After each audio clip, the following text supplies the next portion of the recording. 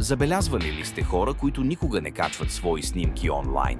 Никакви селфита, никакви апдейти. В свят, който жадува за внимание, те изглеждат почти невидими. Но психологията показва, че това поведение не е случайно. То разкрива изключително много за тяхната увереност и емоционална интелигентност. Ето 5 причини за това поведение. Първо, лично пространство пред популярност. Тези хора искат да контролират какво виждат другите. Не са антисоциални, просто пазят личното си пространство. Докато повечето търсят валидация чрез лайкове, те разчитат на себе си. Не им е нужно да обявяват живота си пред всички, за да се чувстват добре в него. Второ, силно самосъзнание. Хората, които споделят по-малко, знаят точно кои са.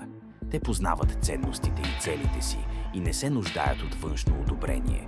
Щастието им не зависи от реакциите на другите, то идва отвътре. Трета, емоционална сигурност. Липсата на снимки често е знак за стабилна самооценка. Те не качват селфита, за да докажат стойността си, защото вече се чувстват пълноценни. По-малко тревожни са и са фокусирани върху реалния свят. 4. Дълбоки мислители.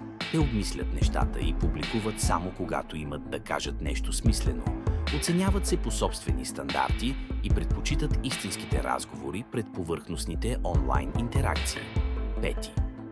Разбират дигиталната илюзия.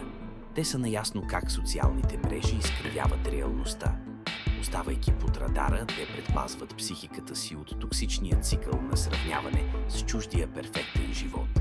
Избират спокойствието пред шоуто. Следващия път, когато срещнете такъв човек, не бързайте да мислите, че е срамежлив.